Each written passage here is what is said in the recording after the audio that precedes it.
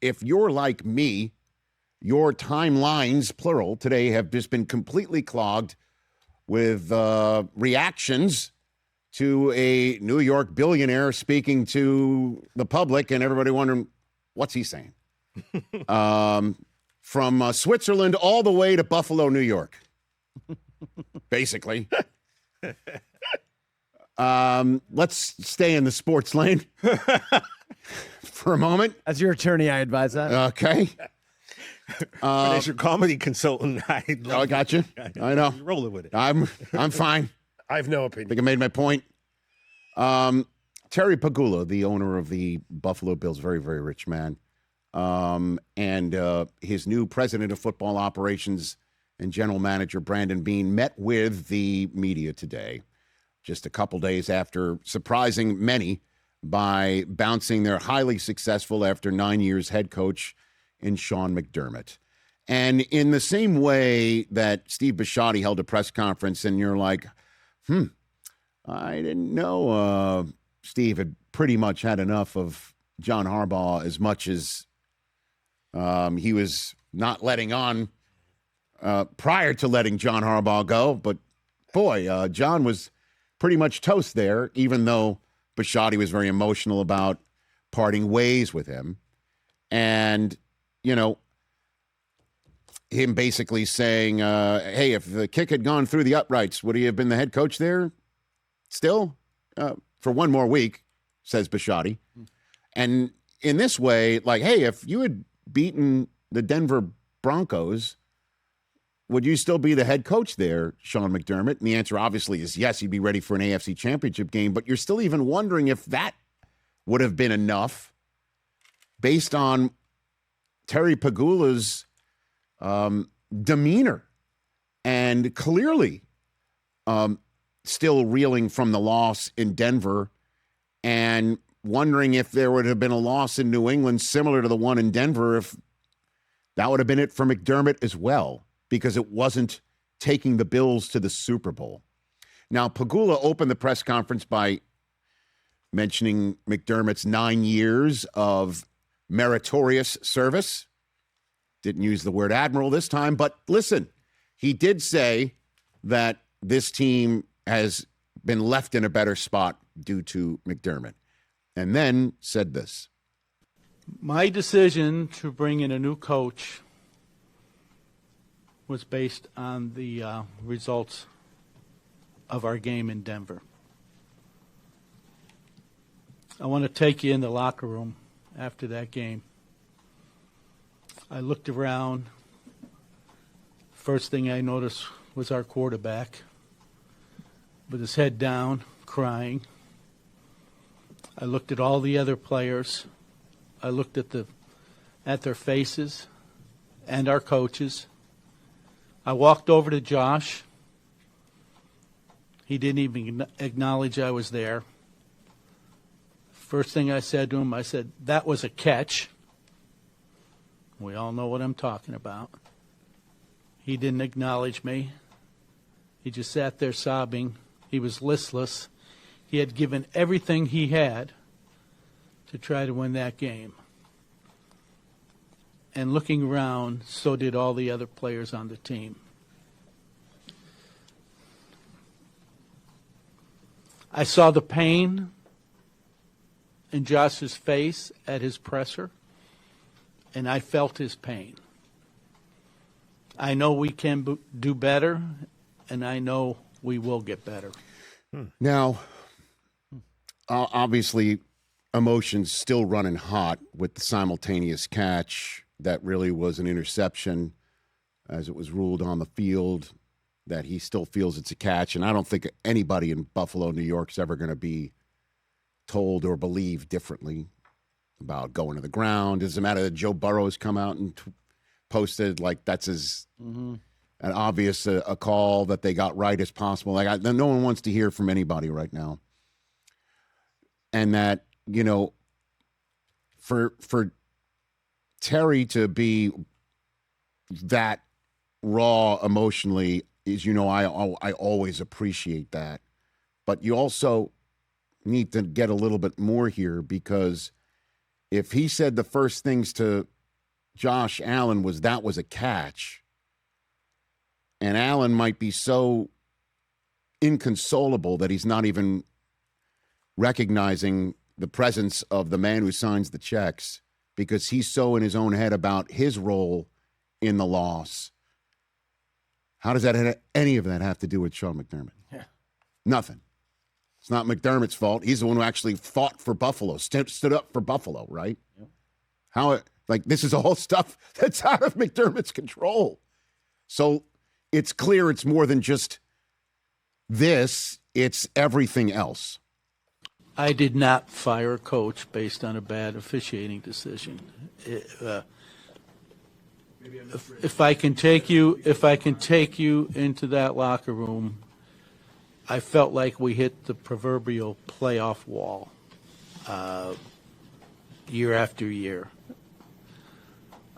13 seconds, missed field goals, the catch. So I just sensed in that locker room, like, where do we go from here with what we have? And that was the basis for my decision. It's just everything. It's just I'm sick and tired of not making the Super Bowl. Yep. So who's just going to hold responsible? He's going to hold the coach responsible, and that's the end of that. Yep.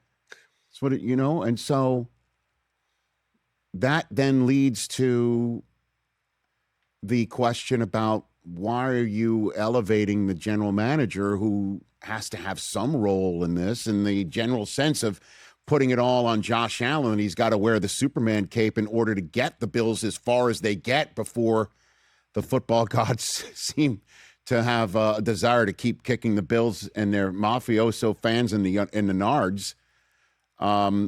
With Brandon Beane sitting right there, he was asked about the roster and in Keon Coleman in particular. And this is the one soundbite that is clanking all over the place like it was said in Davos. And a lot of people out there believe you have failed in the free agent market, and that obviously with the Keon Coleman signing, which hasn't worked out. How do you answer the fact that you have not given Josh a good enough wide receiver thus far?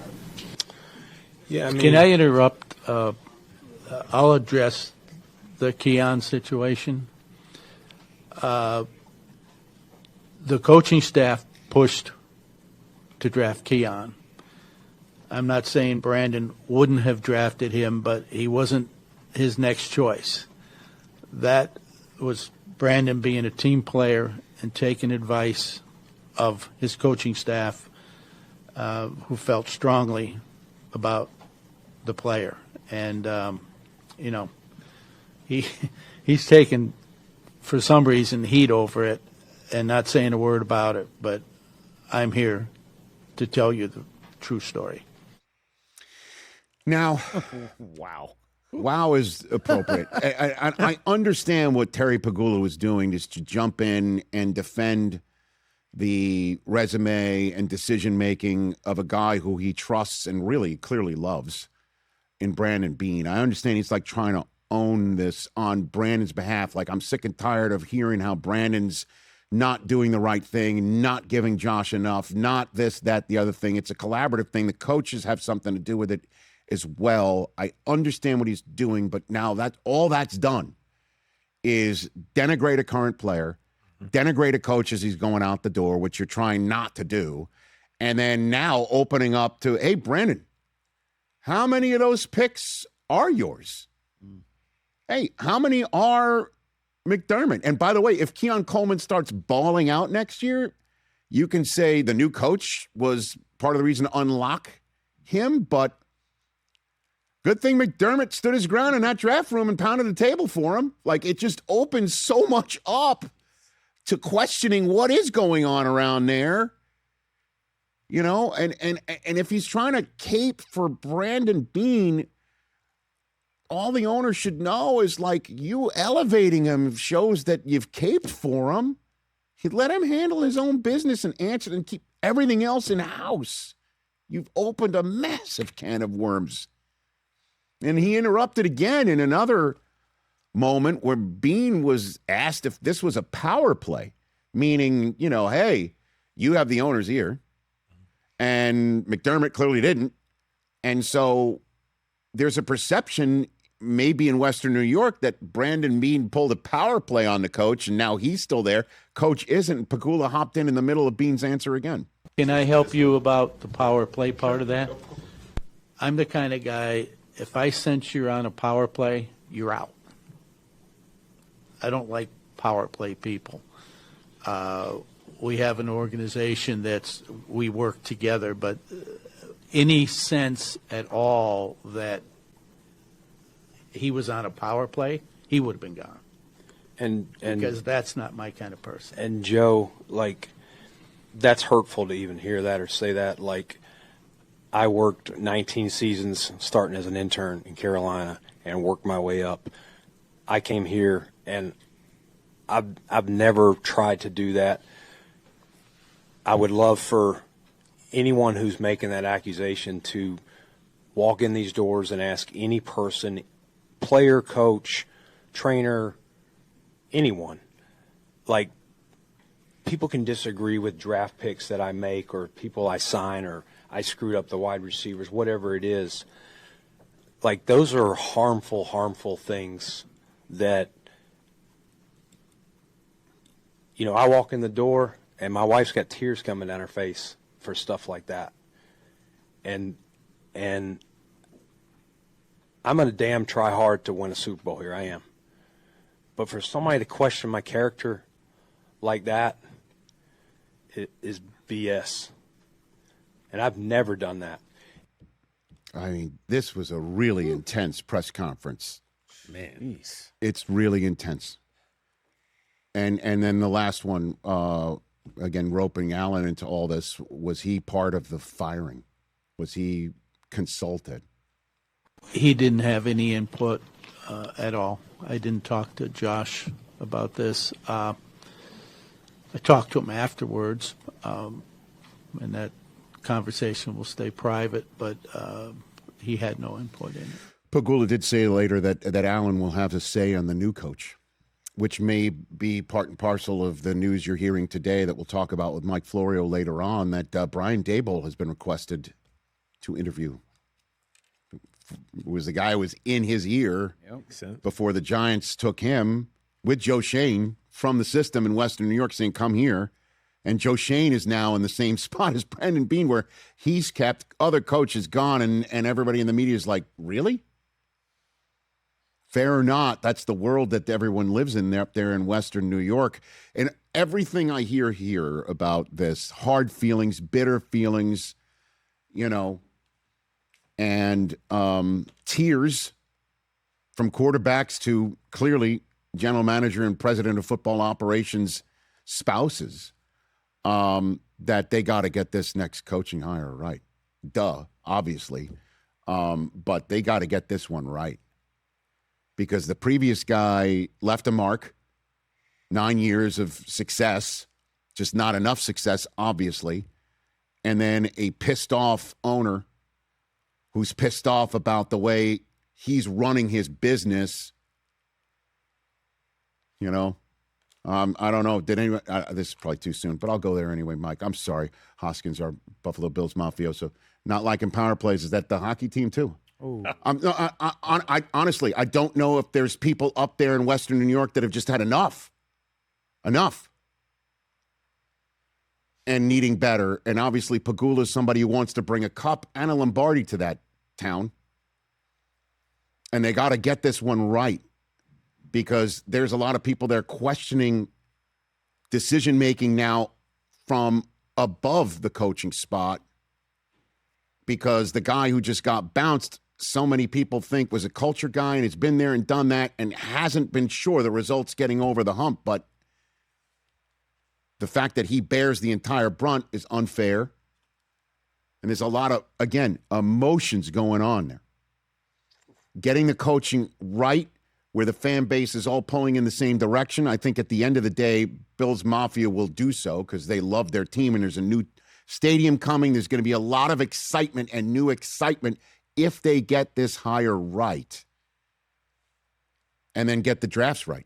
Because right now, everybody's calling through the last draft choices of Brandon Beane saying which one's yours and which one isn't, and why aren't the ones that are yours that didn't work out not receiving the same scrutiny as Keon Coleman is from the boss. I don't think I'm mincing any words here, am I? Nope. That's my takeaway from all this. You know, the Bills fans are all going to row in the same direction with the new coach and the new stadium and the same owner and now the new president of football operations. When it's all said and done, it's going to be a big, crucial draft in Pittsburgh, just down the road. And if they get this coaching hire right, then everything we just talked about over the last 17, 18 minutes will be just like, okay, that was weird. But let's not do that again. And if not, it'll be like, how much weirder can it get around here? And there's at least one massive antidote of weird, and his name is Josh Allen.